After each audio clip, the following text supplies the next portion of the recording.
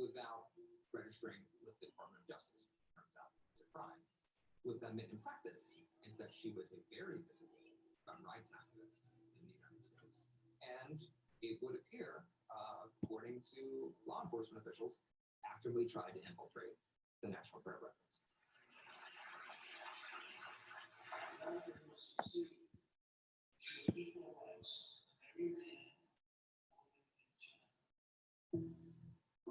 Maria Buna's connection to torsion had already been reported at some level. So it is widely assumed that when you see some of these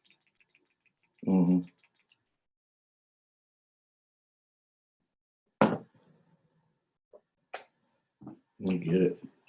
Hey, Jackie, are you there?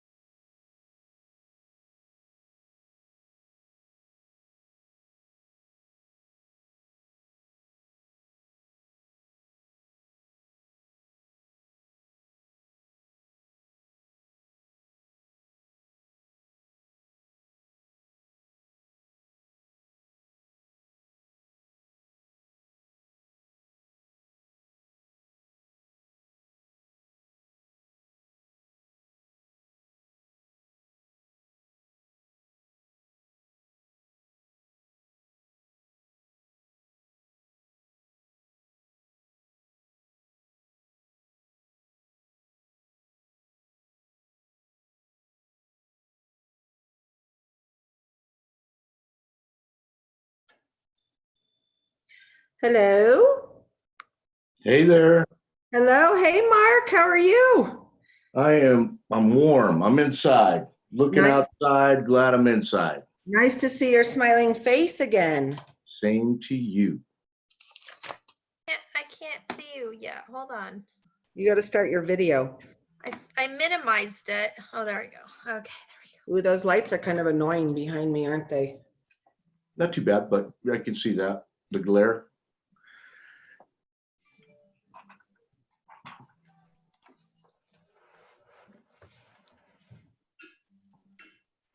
Hi, Jacqueline. go. Hi. What's I your had shirt to move say? downstairs to the children's classroom. It's the only place they'll leave me alone. Take them Oh, out the of school for classroom. the day. I kicked them out of school for the day and told them not to come in the basement. Nice.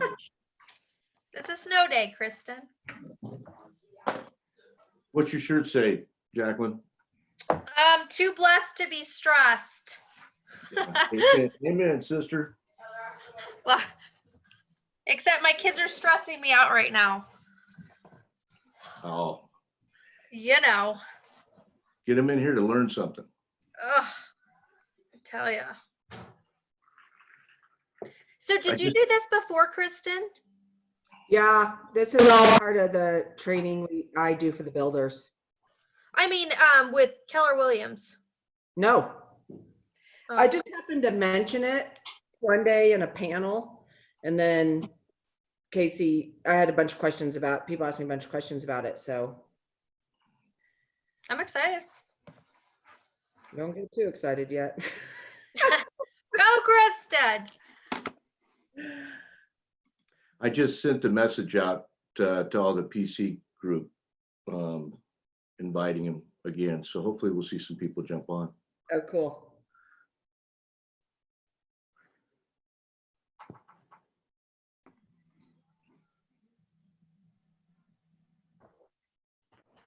Hi, Beth.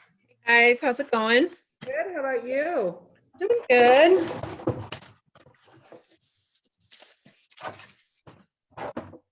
I'd like warmer weather again. I know. So We from sat outside yesterday. It got pretty nice yesterday. We sat outside while we could. Yeah. Shelter in place is pretty easy on a day like this. Yeah, it makes it easier to not feel like you should be living a normal life. Mhm.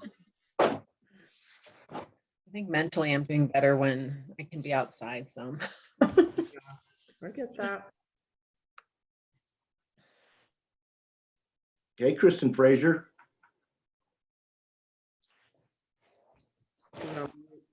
Mark Painter, how are you? Very good. Good to see you. You too. Welcome back. Thank you very much. But we can't see her. You can't see. Oh, haha. There's a reason for that. No.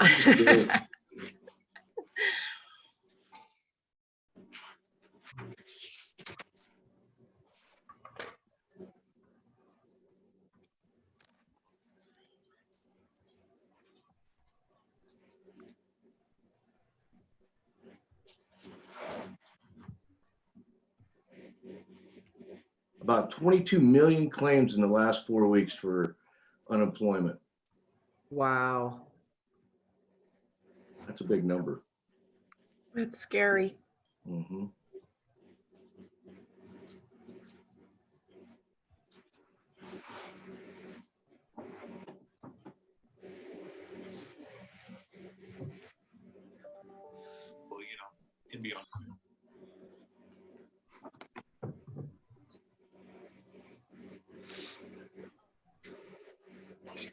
Give it another minute and then we'll start. People are still popping on, it looks like. I'm not super excited about this Zoom stuff because I'm a walker, talker, whiteboarder. Oh, nice, Danielle. Nice. Love it. Oh shoot, is that still on there? That's for a later meeting. Are you balling over there? Yep. Popping champagne? I wish.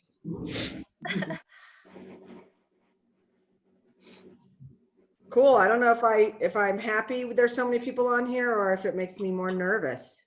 I think more people are coming on.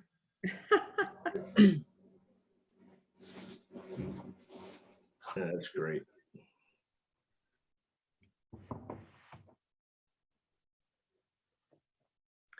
Hello, India. Hi.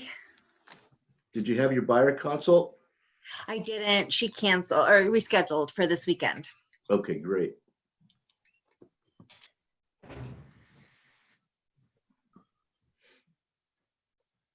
Cool. Well, we'll get started. I don't really know how to do a Zoom training, so, just holler at me. Like I just said, I'm a walker, talker, whiteboarder. So this will be kind of crazy. Did Casey send out the document? Negative. Did anyone get? I Yeah, thought I got Kara- something on our Kara email. sent it. Oh, okay. Kara just sent it. Just sent it? Yeah. Let me see. Just because a lot of it's in writing, but.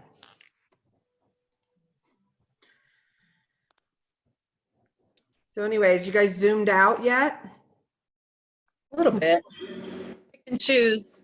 Yeah, Choose you you, do. Kristen. I want to know what you have to say. Thank you, Beth.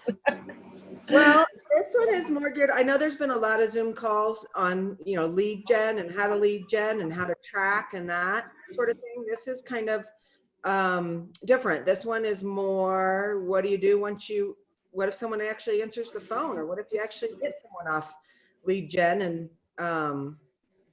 And yes, Kim, hot buttons. She just asked if that was the document. What do you do when you get the customer? And from my standpoint, I really feel like we're not just selling houses, but we're building relationships. And it's important to build relationships through what is important to the client. And so have you guys heard of hot buttons? Has anyone done any hot button training? So, most of decisions are made on emotion. And we know that people, they get caught up sometimes in looking between houses and just pricing. And we have to talk them into, for another $60 a month, this other home has everything you want. How do you live in the house, and really talk them through that. And so when we're discovering someone's hot buttons, we don't necessarily go to them and say, "Hi, tell me what your hot buttons are, and I'll help you buy a house." But we're doing lots of discovery ahead of time. Are you guys getting an echo? A little bit. Yeah, just a little bit.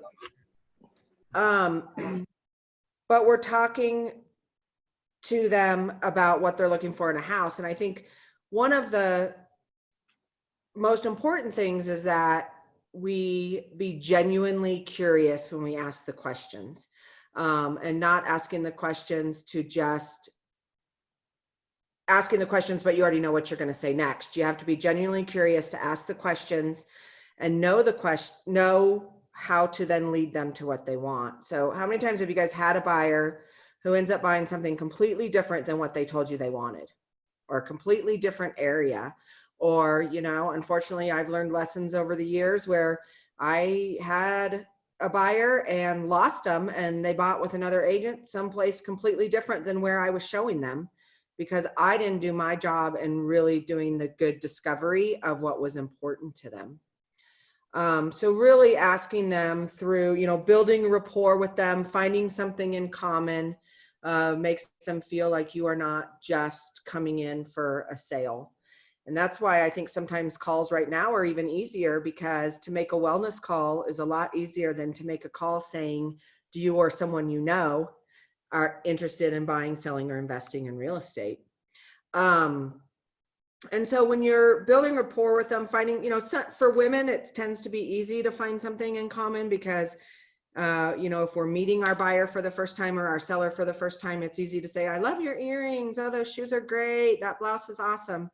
Guys, you can't really say all that. I mean, I guess you could, but, to just build rapport with come in out of the rain, or how you doing with the weather out there? Just it breaks the ice right away. And then when you're talking to them and asking them, no matter what, even a $2 million buyer is going to compromise on something when they buy a new house.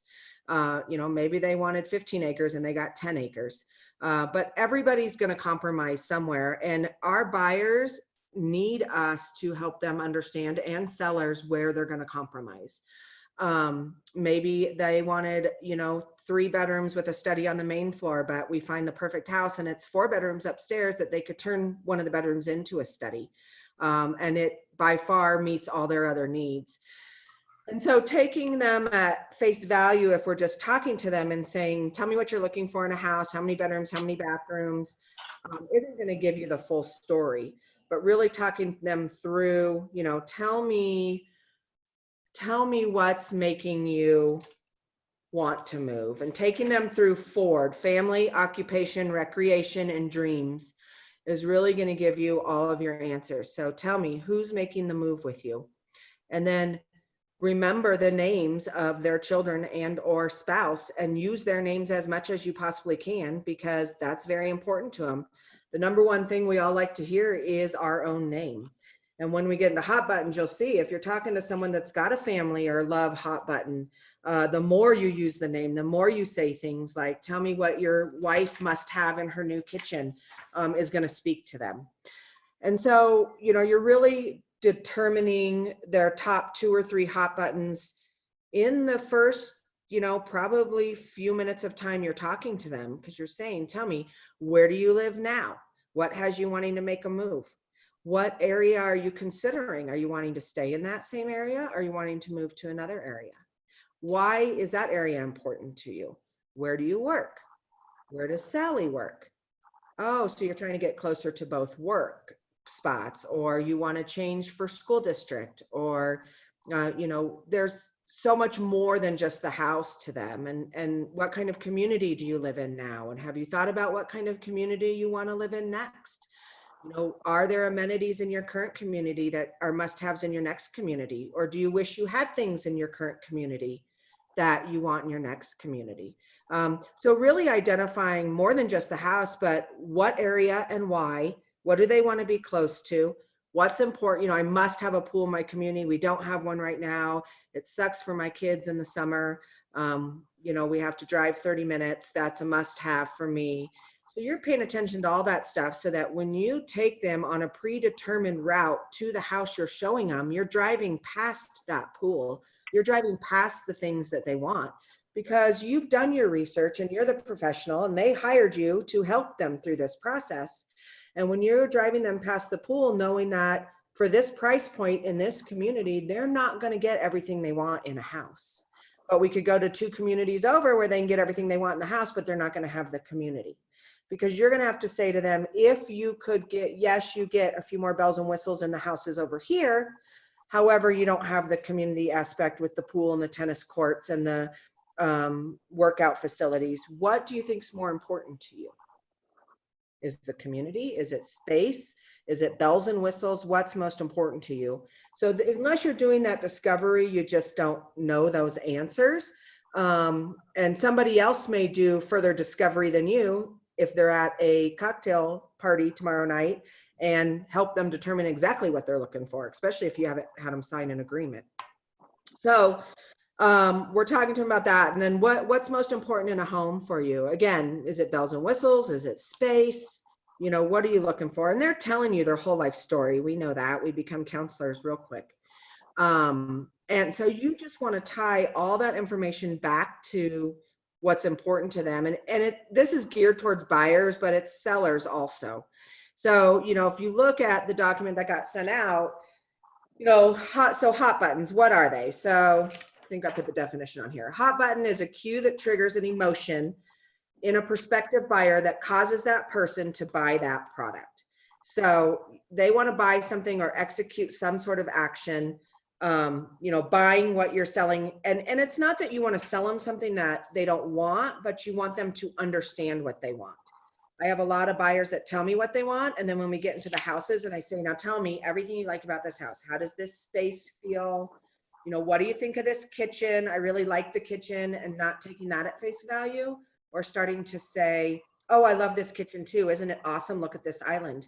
Because they may say, no, I hate the island. The thing I like about this kitchen is that it's in the back of the house and I can see the backyard. And so now you're putting your biases and your likes in front of what's most important to them. So, you know, always what we say is peeling the layer of the onion back and saying, what is it about the kitchen that you like? I love these cabinets. Tell me, what is it about the cabinets that you like? Is it the color? Is it the amount of them? Is it the layout of them? And because if you just say, they say, I love this kitchen, and now you go search for all houses with white cabinets because you know she loves white cabinets and she really hated white cabinets, but you didn't ask the question to go further. So it really helps you hone in and helps them decide what they really want. You know, I always say this first trip out, we're going to really determine what you really like, because, you know, I'm going to show you some stuff that maybe was on your list and some stuff that I think you might need to look at. So, you know, hot buttons. So first hot button that I'll take you through some of them and just some examples, but you know, if you're talking to someone that has a financial or investment hot button, probably the first thing out of their mouth is something like, well, I'm tired of renting. I want to make a good investment.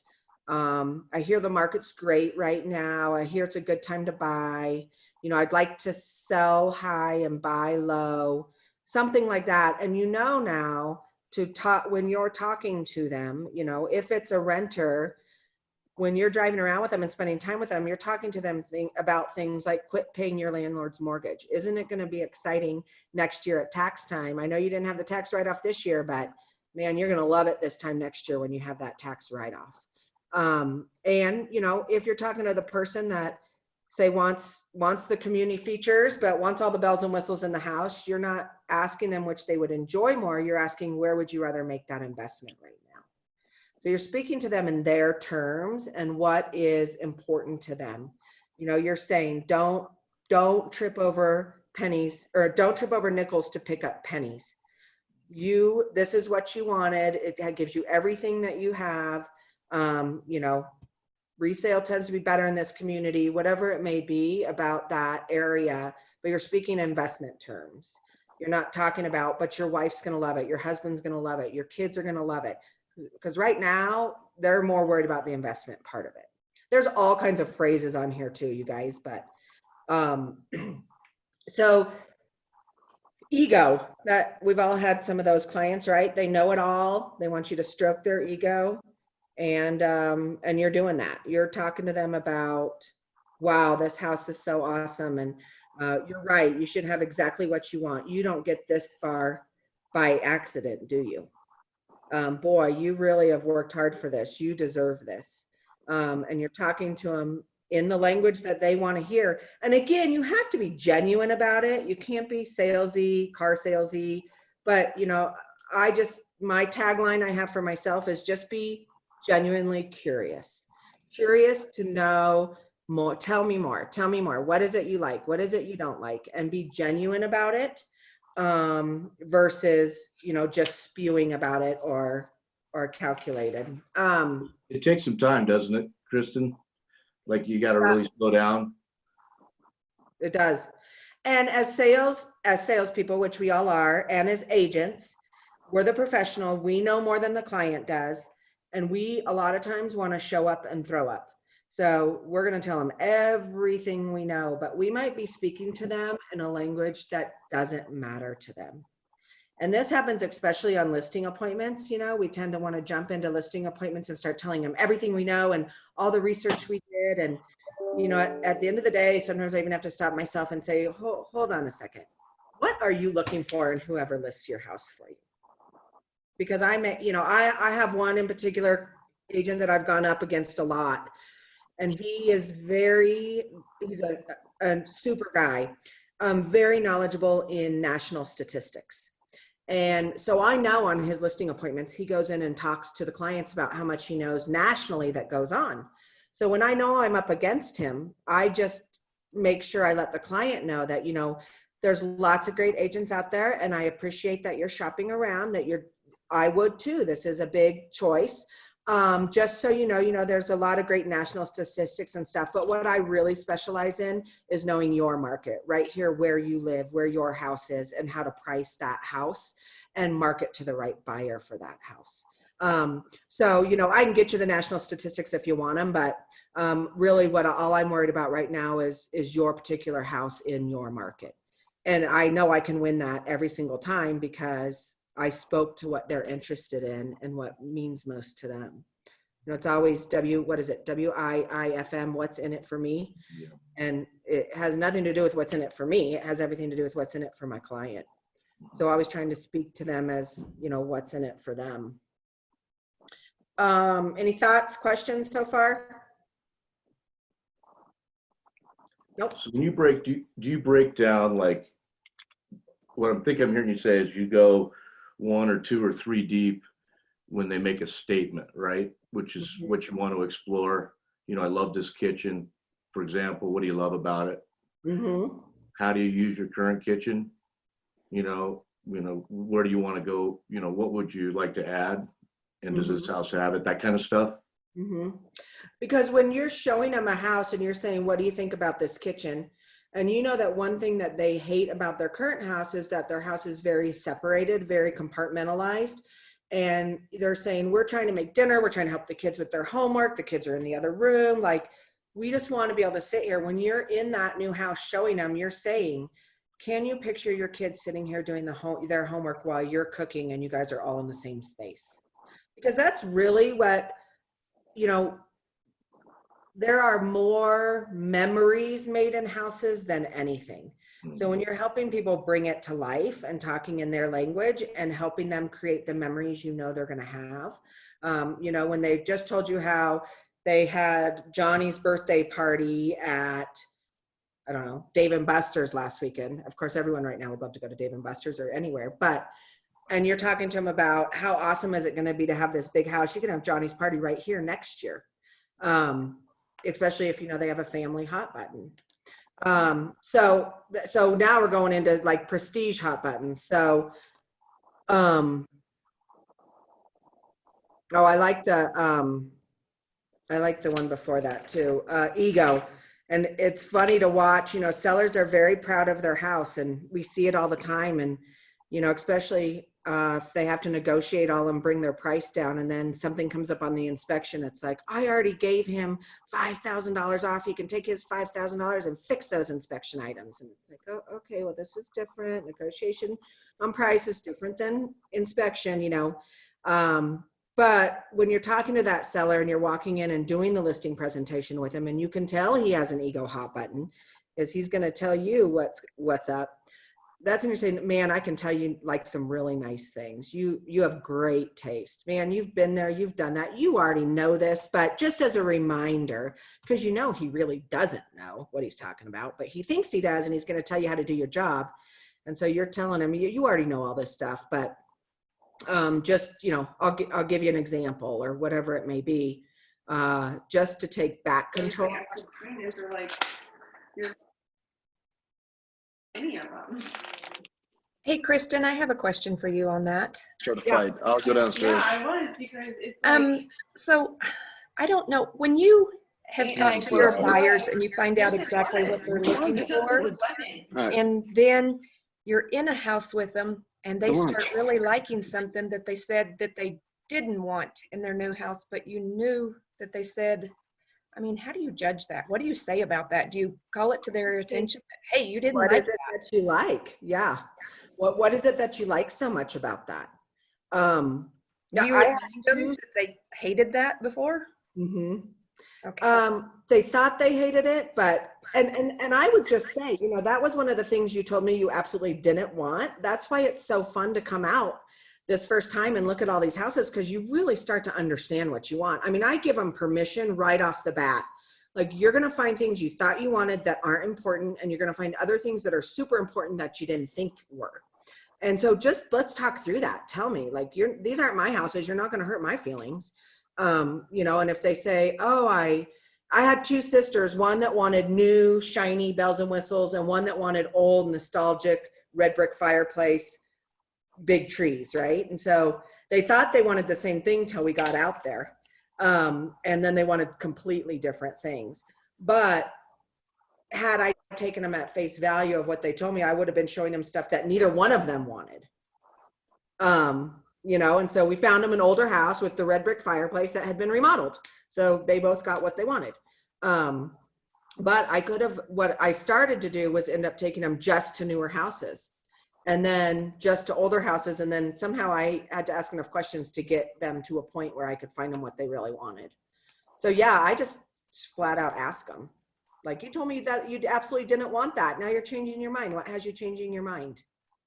Well, I didn't think I'd want it, but I've never had it. Now that I see it, I kind of decided I want it. Okay, I just didn't know how you felt about calling them out on, I mean, not necessarily calling them out, but saying, okay, I'm kind of confused here. Yeah, I would just say it like that. Like, see, I told you you'd change your mind once we started looking. Okay, thanks. Because now, you know, especially when you've asked enough questions and you've been more than just a salesperson to them, but you've been a consultant helping consult them through this process and asked them enough questions and been curious enough and genuinely curious enough to know about their kids and their spouse and their work and the area and why the area. And, you know, I have some buyers right now that absolutely were not going to go south of Hamden and north of Alameda and right in the central Denver DU area, basically. But for their price point at $560, there's not a lot of 3 bedrooms. And, you know, so I just said, will you trust me? I'm going to take you out of your area. And I took them down by Bible Park and Hamden Heights and those kind of areas, knowing they were going to get a lot more house for their money. And now that's the primary location they're looking in. But it was an area they told me they would not go to begin with. Would that have been a prestige hot button? Mm-hmm. Right. Mm-hmm. Yep. And I knew that having all that space and being able to entertain was way more important to them than staying, you know, 5 blocks in. So, yeah, so prestige, you know, is luxury, lush, plush, impressive. What do you think of this impressive entryway when you're walking in? You know, man, you're going to be the envy of the neighborhood. Again, how do you know they're hot button? Well, they're saying some, you know, stuff. I mean, you will know it within the first few questions of discovery because they're going to tell you why they're moving. I got a new job. We want a bigger house. You know, we love our toys. We have all kinds of toys. We need a bigger garage for it. I've always, you know, had a basement growing up. That's where me and my siblings always played. We really want a basement. Oh, they have a family hot button. You know, I don't know. Everyone's been telling me now's the time to buy. It's great time to buy. Prices are great. Okay, that's an investment hot button. You know, I had a guy the other day who he's probably 65, just remarried. His wife passed away 4 years ago. His new wife wants nothing more than to be out of his old wife's house. And he says to me, Kristen, she wants out of this house. I got to get her out of the house. Well, you know, we ended up coming down 10 grand and got it sold within a couple days because he has a love hot button and he wants to make his wife happy. It wasn't about the money. It didn't matter if he pulled out 50 grand or 60 grand. It was more about making her happy. So I don't want to talk to him about getting every penny. Of course, I always tell people, and my goal is always to get them every dollar I can, but based on what their goals are.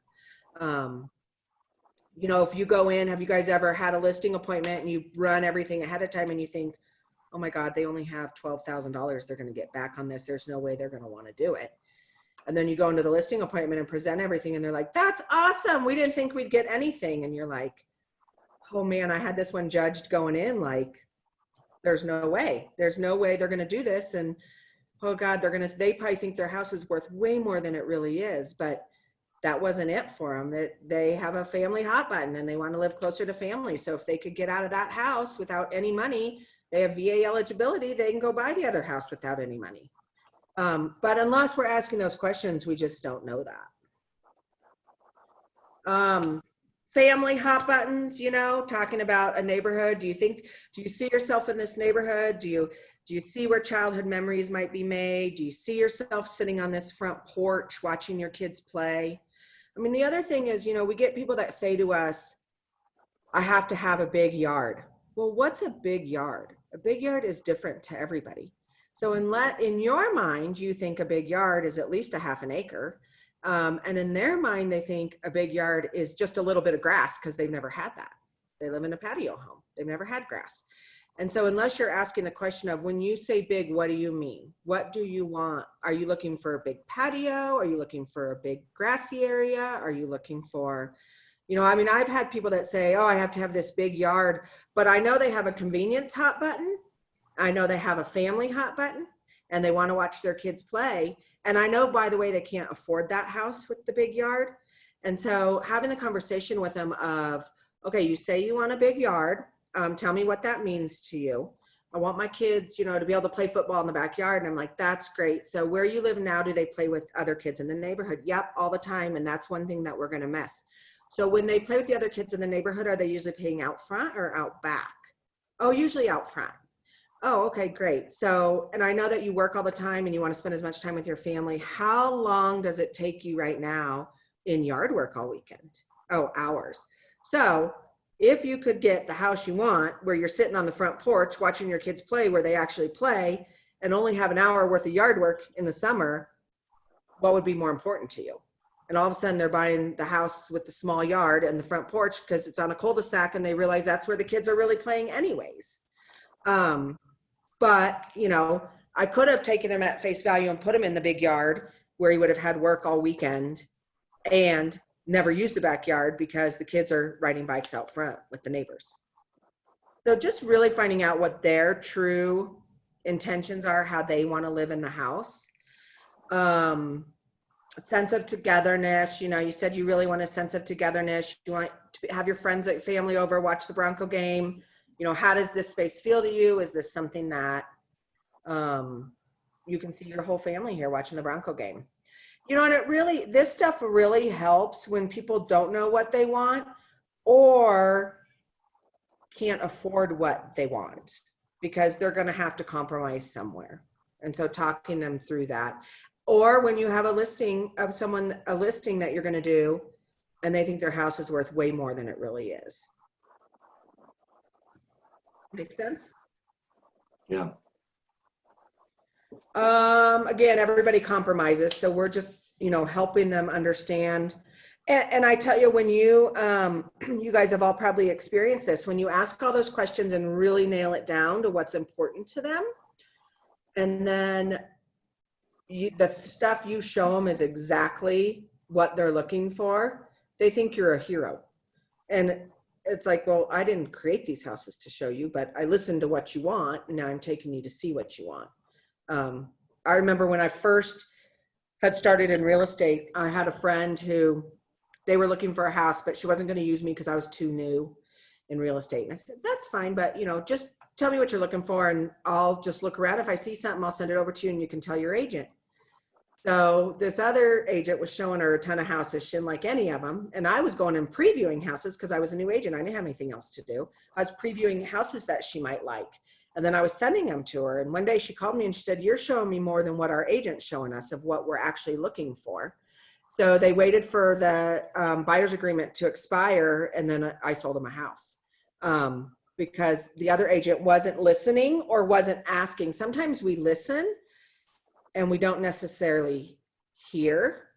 And so we listen to what they want. We take it at face value. We start showing them. And it's 20 houses in and we haven't found them the house they want.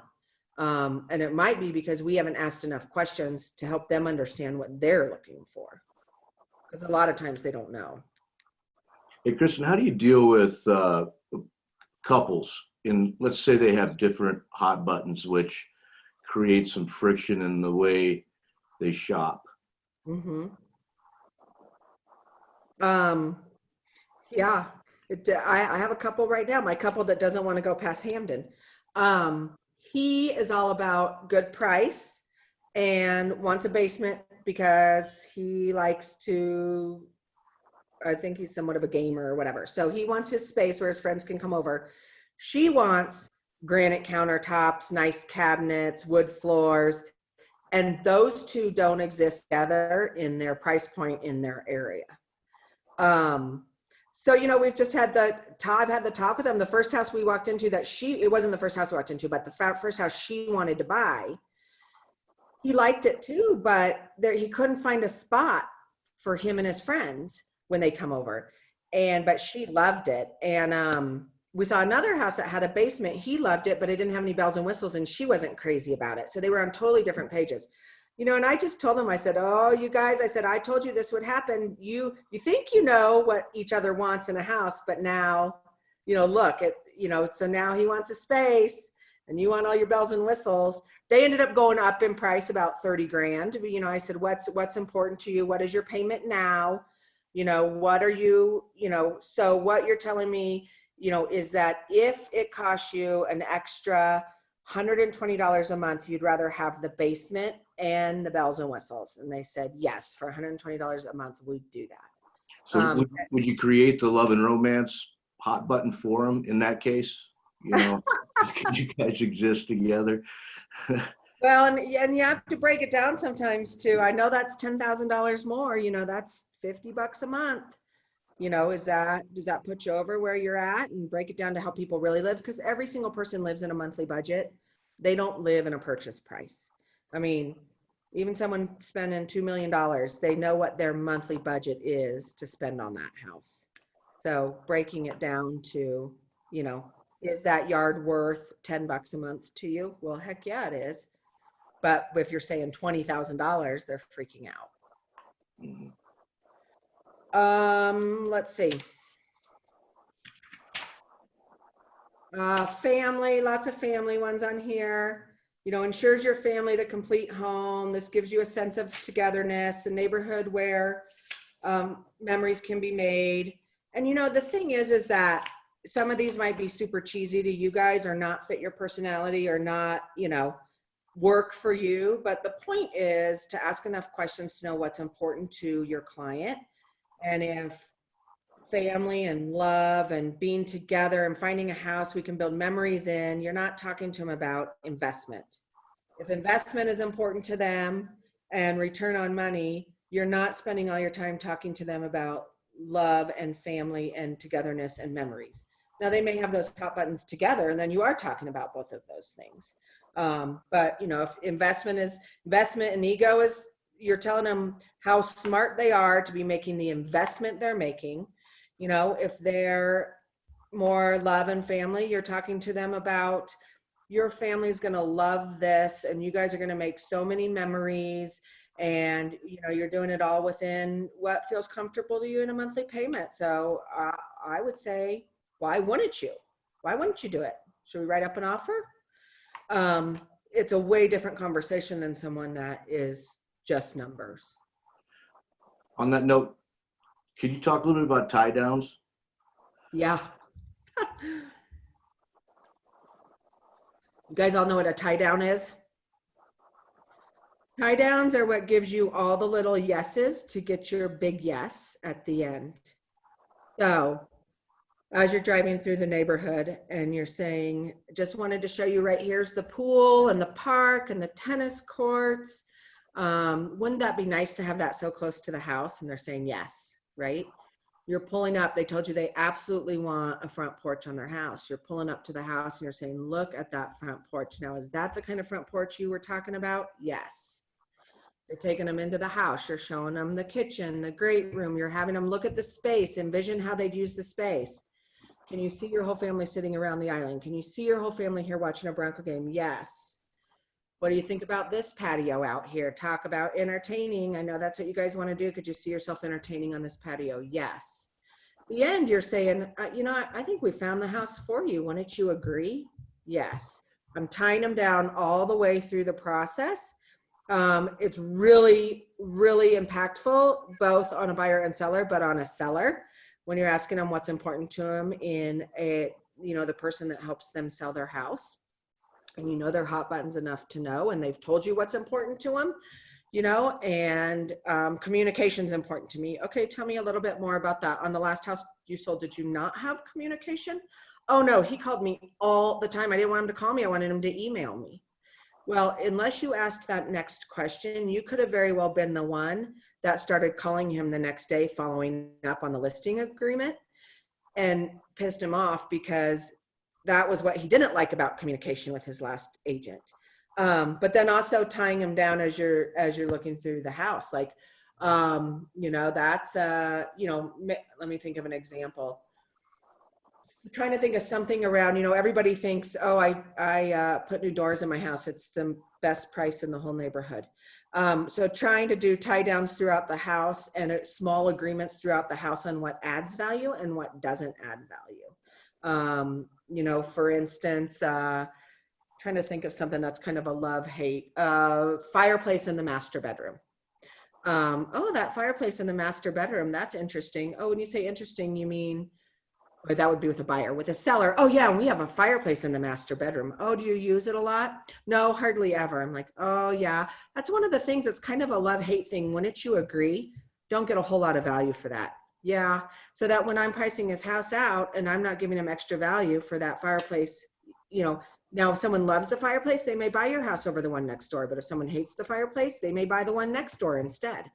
Which fireplace isn't a great example because you do get value on an appraisal on that. But, you know, trying to establish what has value and what doesn't have value when you're walking through the house with them, so that when you sit down with them and go over it, they've already said yes to you when you were walking through the house.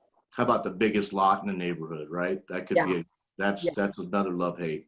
Yep. And that's where I really talk to people, like buyers really buy three different ways. Buyer will come in and say, here's my budget. Show me everywhere I can buy. Here's my budget. I want to live in this neighborhood, or I have to be next to this school. Or here's my budget and I need a certain amenity. I have to have a main floor master. I have to have a bedroom on the main floor for mom.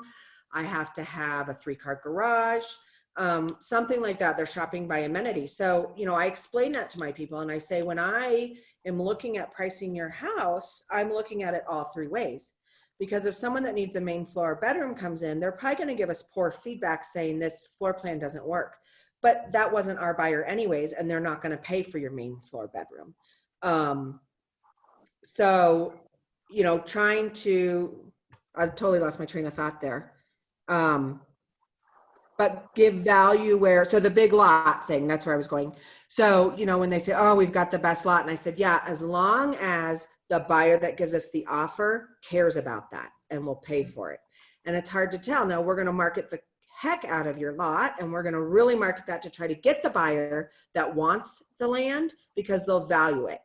But if the buyer that doesn't want the land and falls in love with your house, they're not going to give us value for that lot. So, you know, I try to talk them through that all the way through, you know. So maybe we don't price it that way, but hope to get it. Wouldn't you agree? Back to the tie downs. Right. Yeah. So all your small yeses, so that when you say, well, let's write up an offer, or well, I think we should get this house on the market. Wouldn't you agree? Well, I don't know. Let me think about it. Tell me, what is it that you want to think about? Because I know you're looking for someone that is going to communicate well, has a good marketing program, has a team that, you know, helps make this a seamless process for you. So what else is it that you need to think about? Because you've already answered all their questions. You already know what they're looking for in an agent, and you've given them and you guys, I know sometimes it sounds cheesy to say all this, but wouldn't you guys agree that in real life, it works when you're doing it and you're talking genuinely from who you are? Mm-hmm. Hi, Chris. You're not showing your face. You're supposed to be helping me here. Chris Soretto is all about the hot button selling too. Love and romance, we talked about that. You know, a life your wife or husband deserves, you know. So exciting, you can do this for your family.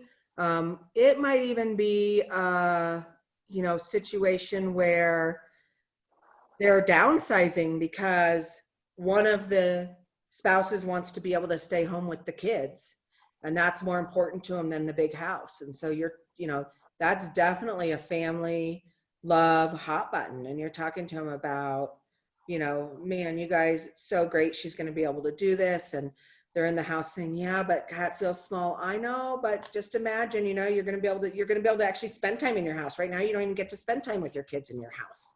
And you're bringing them back to what their true motivation for wanting to buy is. Security, you know, peace of mind. So, you know, I know that you are a little worried living in the apartment down on Colfax. You know, living in this neighborhood might give you more sense of security. Dalton, you're smiling like you lived in the apartments off of Colfax.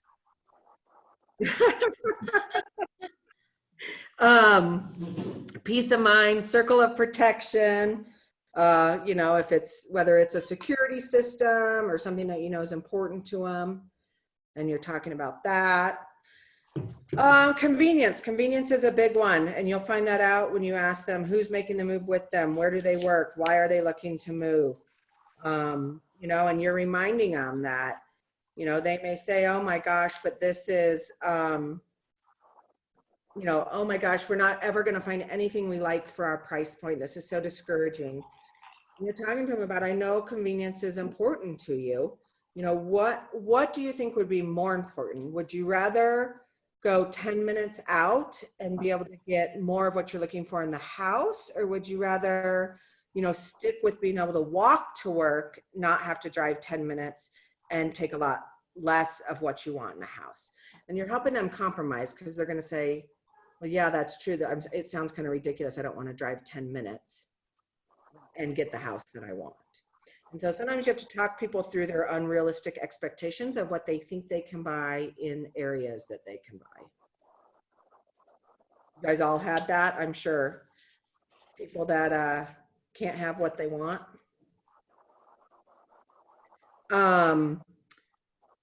Okay, recreation. That, again, we talked about recreation a lot, but things like community and looking for the pool, looking for the whole HOA lifestyle. I probably have as many people that are looking that don't want that as I do that want that. And so talking them through that is important as well. And I think we talked about privacy already. So really just tying that in all through your presentation with your buyers and sellers, you're really starting to speak their language versus your language, and it tends to mean a lot more to them. Any questions, thoughts? I hate just talking for 45 minutes. That's not how I like to do this, but since we're all secluded, I guess that was my choice. That's great information, Kristen. Thanks so much. Yeah, you're welcome. How I like to do it typically is through role play when we're in person, because then people can throw out objections and situations and role play.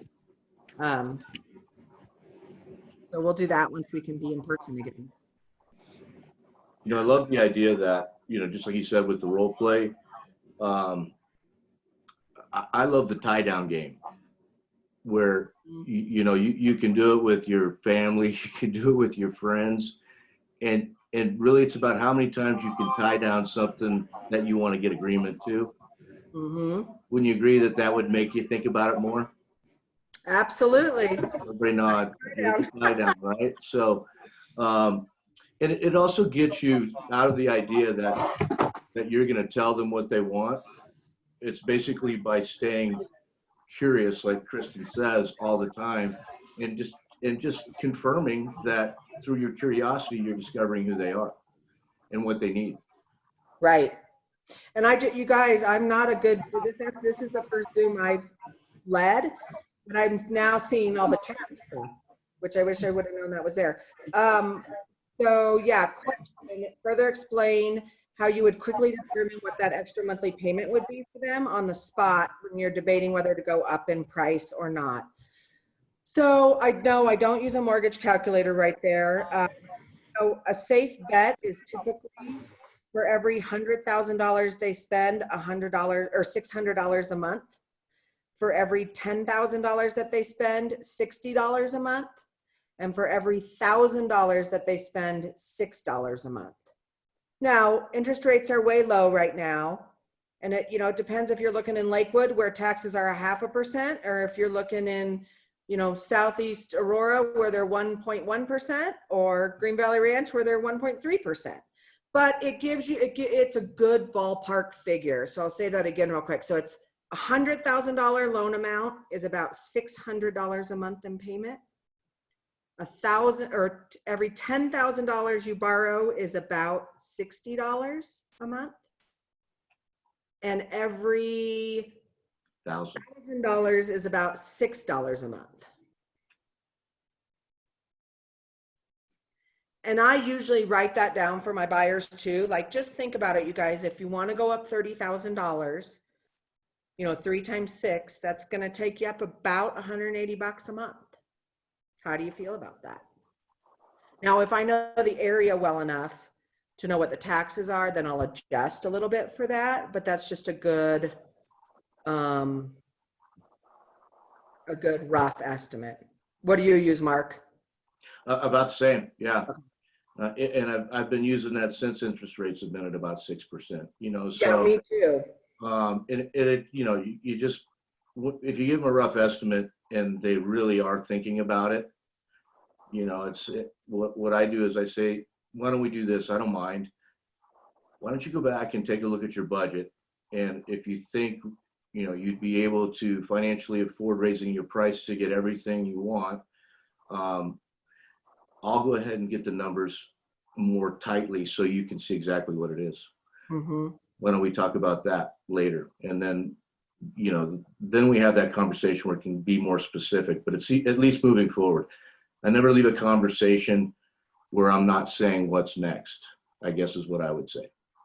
And when you start talking about budget also, and that, you have to be really careful if someone says, oh yeah, we're looking up to 400,000. Oh, really? Okay. So tell me, where did you get that number from? Did it come from a lender? Did it, oh, well, our house we bought was 300. So I think 400 would be good. And, you want to tie that back to you're looking somewhere around probably 2,200 to 2,700. Is that kind of what you had in mind? Oh no, we need to keep our payment at 2,000.